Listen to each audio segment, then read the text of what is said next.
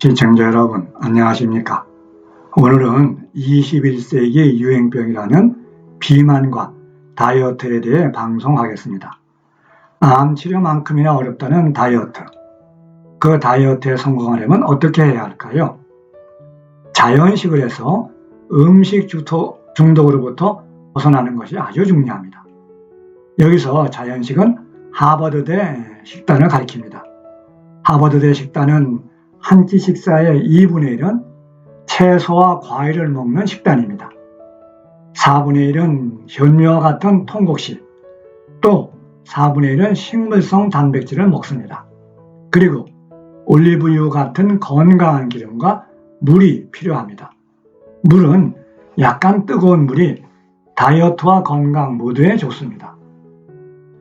KBS 생로병사의 비밀 제654회에서는 다이어트와 음식 중독을 다뤘습니다. 음식 중독은 단돈 몇천 원이면 해결되기 때문에 벗어나기가 어렵습니다. 도박 중독이나 약물 중독만큼이나 빠져나오기가 어렵다고 합니다.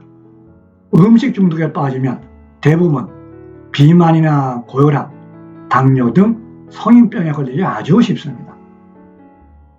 방송에서는 다이어트를 원하는 음식 중독된 3사람의 사례담이 나옵니다.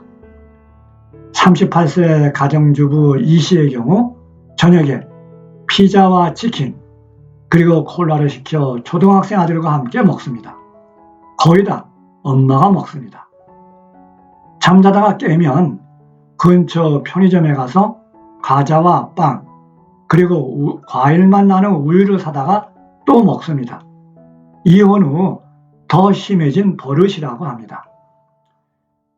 64세 요양보호사인 가정주부 박씨 집에는 떡이나 고구마 등이 늘 쌓여 있습니다. 저녁 식사 후 배가 부른데도 떡이나 고구마를 또 먹습니다. 배가 불러야 만족하게 잠자리에 들 수 있다고 합니다. 32세 취업준비생인 아가씨 김씨는 다이어트 합숙소에도 들어가 보고 한약도 먹어보고 했지만 번번이 실패했습니다. 오히려 지나친 다이어트가 폭식으로 이어졌습니다. 맛있는 음식이 입안에 있으면 너무 행복하다고 말합니다. 3사람 모두의 공통점은 무엇입니까? 첫째, 스트레스가 심하다는 것입니다.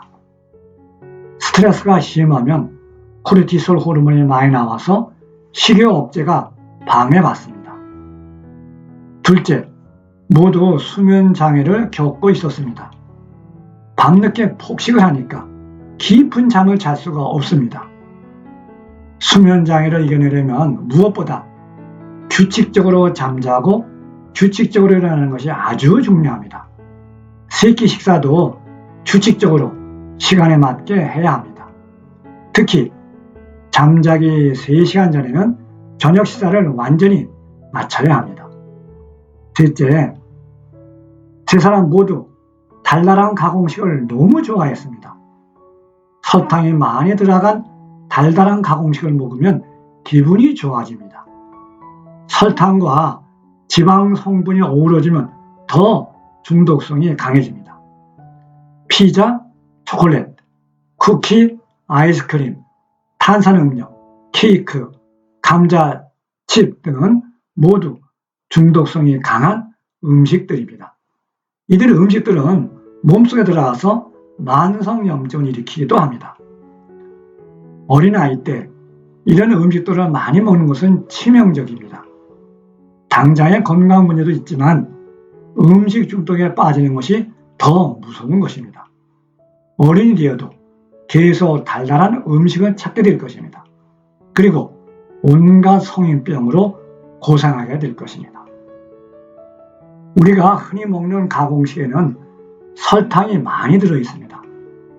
500ml 콜라 한 병에 각설탕 17개가 들어있고 식빵 2장에도 각설탕 약 17개가 들어있습니다.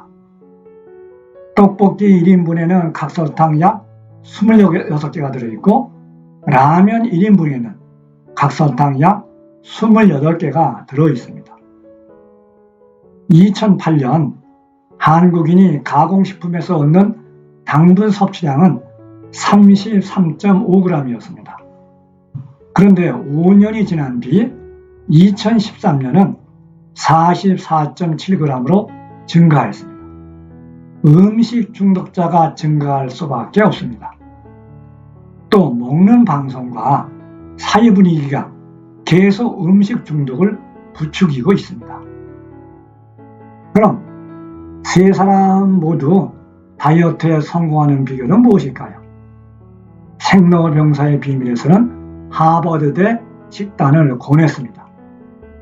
하버드대 식단은 식이섬유가 풍부해서 포만감을 높여줍니다. 그러므로 식사량이 줄어듭니다. 세 끼 모두 천천히 꼭꼭 씹어 먹도록 했습니다. 자연식도 꼭꼭 씹어 먹으면 상당히 맛이 좋습니다.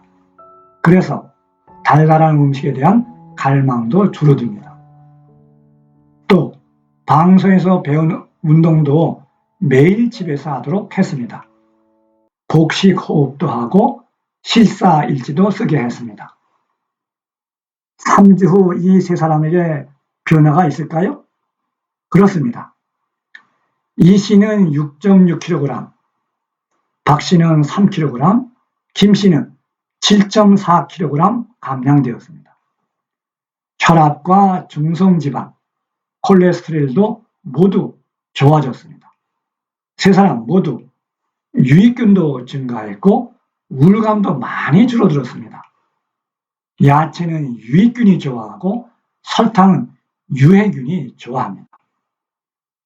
방송은 세 사람 모두 계속 하버드대 식단을 계속할 것을 권했습니다. 한국이니까 김치와 된장찌개도 먹을 수 있을 것입니다. 김과 같은 해조류, 땅콩과 같은 견과류도 경험은 아주 좋습니다. 그리고 요리는 단순할수록 좋습니다. 왜냐하면 요리가 잘 되면 인간은 몸이 요구하는 것의 2배는 먹게 되기 때문에 그렇습니다. 그리고 운동은 걷기가 좋을 것입니다. 매일 30분 이상, 보통 때보다 10cm 정도 보폭을 넓혀 걸으면 됩니다. 허리를 반듯하게 세우고 조금 빨리 걷는 걸음입니다. 몸도 튼튼해지고 살도 빠집니다. 무엇보다 실천하기가 쉽습니다. 또 하루 30분씩 복식 호흡도 하면 좋습니다. 아랫배가 쑥 나오게 숨을 쉬는 것이 복식 호흡입니다. 스트레스가 많이 해소됩니다.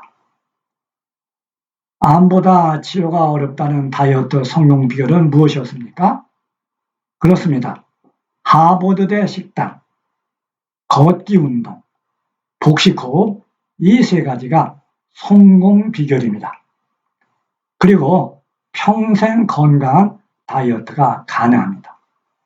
끝까지 시청해 주셔서 감사합니다.